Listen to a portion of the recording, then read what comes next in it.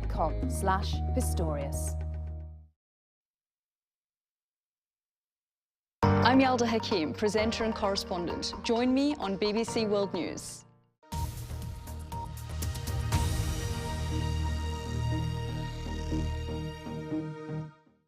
Now, BBC World News heads to Bulgaria, Iceland and the eternal city of Rome for this week's travel show.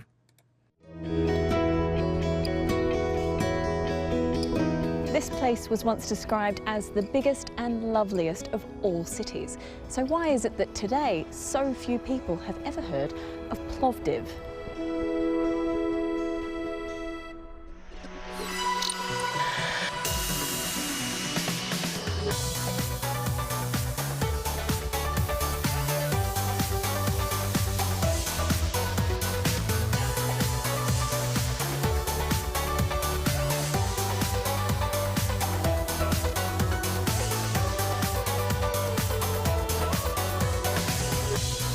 On this week's programme, we uncover the past in one of the ancient world's best-kept secrets. 30,000 people would have packed into these stands to come and see chariot races and discus and javelin throwing competitions. We head to Iceland to go deep inside a volcano. Can't see the bottom. No. There's news of a groundbreaking arts festival in Manhattan.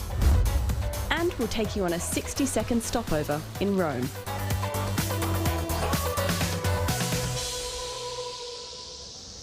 Hello and welcome to The Travel Show, coming this week from Plovdiv in Bulgaria. Now, you might be forgiven for thinking it looks like Rome or Athens, but those cities are infants compared to this place, which has a pretty good claim on being the oldest city in Europe. The question is, can Plovdiv use this ancient history to bring new life to its streets?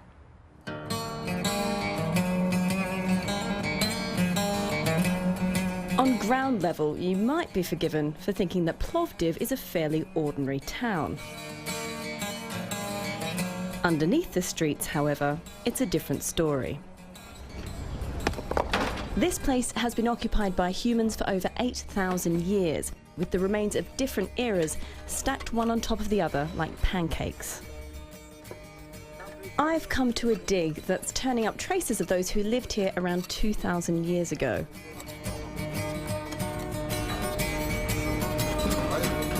I'm standing in the middle of modern-day Plovdiv, but in fact this place was also the heart of the ancient city of Philippopolis, which at the height of the Roman Empire had a population of over 100,000. Overseeing the excavations is head archaeologist Elena Kezyukova. We hope to discover and uncover the shops that have been on the west side of the square, as well as the main wall that was protecting the western side.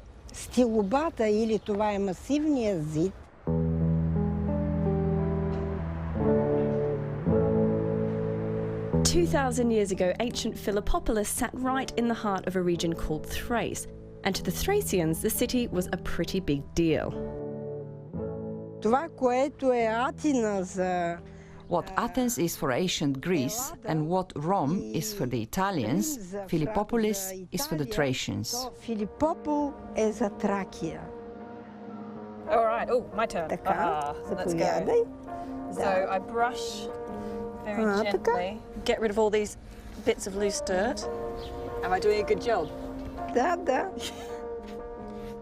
So we've just been cleaning up what is a fireplace, which would have been in the middle of a shop, in the middle of the forum. But the interesting thing about this fireplace was it wasn't just where you would toast your bread or make your dinner. It was where people would make offerings to their gods as well. And it's kind of pretty crazy to discover this in the middle of a modern city.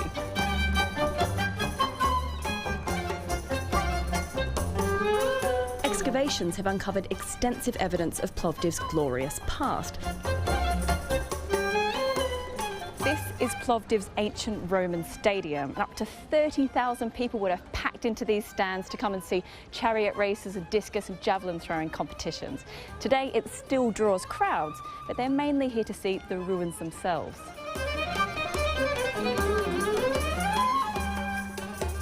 Stefan Stoyanov is Plovdiv's deputy mayor and believes sites like this may be a key to the city's future. These stones are around 2,000 years old, and it's very important to make attraction here on this place and to popularize it. The plan seems to be working. Figures showed a 20% increase in the number of visitors to Plovdiv in the first 6 months of 2014. Archaeology is really important for the city, and especially for the tourism, because we have really unique attractions here, and we're trying to develop it every year. It's clear that these Roman sites can be a huge draw for the city, but not everyone is pleased with how they're being developed. Krasimir and Luca fears that in their haste to reveal the popular Roman-era layers of the city, the digs are losing vital discoveries relating to later periods. It's this order given by the municipality to finish fast with the site. This is not an archaeological way to uncover the past. It must be done, because when you destroy it, it's lost forever.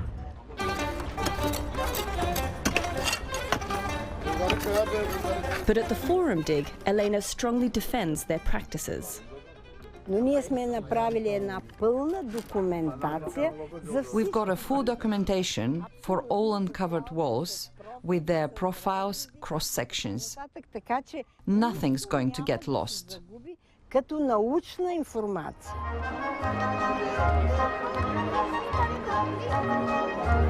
And Plovdiv doesn't just want visitors to come and look at its history. They want the ancient sites to play an active part in city life. Crowds have gathered for the annual Plovdiv International Folk Festival at the restored Roman Theatre. It's kind of brilliant to see this place being used to entertain the masses, just like it was intended to nearly 2,000 years ago. If town planners have their way, even more ancient sites will soon be opened up for public use across the city. And they have their fingers crossed that in the future, everyone will finally recognise the name of Plovdiv.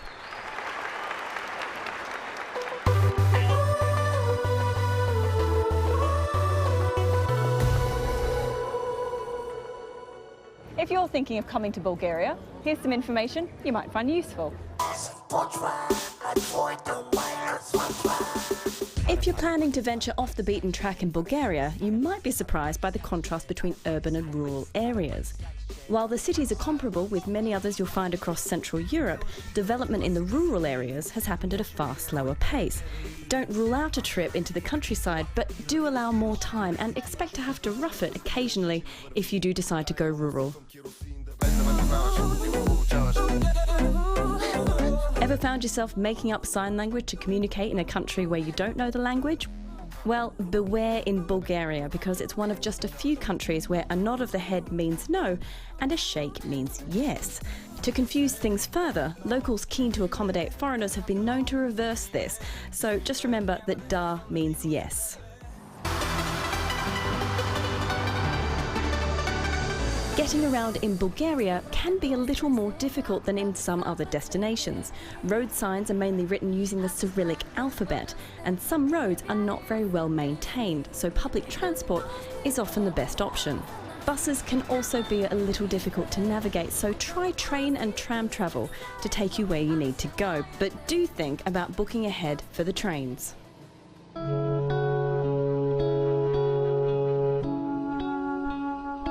And finally, if you love roses, then Bulgaria is the place for you. The country produces most of the world's rose oil, and you'll find roses celebrated everywhere here.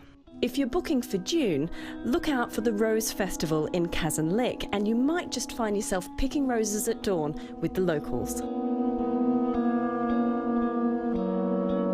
Time now to take a look at what else is happening in travel this week. We start this week in the UK, where there are new theories about one of its oldest and most mysterious attractions. A dry British summer and a faulty hosepipe have revealed markings that suggest Stonehenge was once a complete circle. For years, scientists have argued over whether it was supposed to be the horseshoe shape that stands there today. Over to Cuba, where there's a brand new list of restricted items for people arriving onto the island.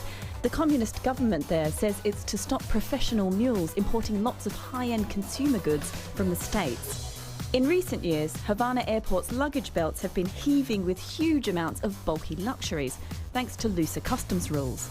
Before you go, make sure you check the new list, though if you're just carrying normal holiday luggage, you should be okay. And how lovely are enchiladas? What they need is some sort of specialist festival. Well, wouldn't you know it, Mexico City has had the same thought. People there have been busy celebrating the Enchilada Gastronomy Festival this week.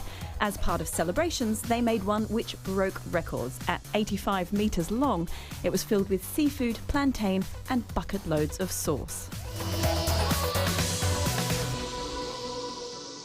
Coming up on the Travel Show. Michelle's here with her global guide to the best things to see and do around the world, and we head to Iceland.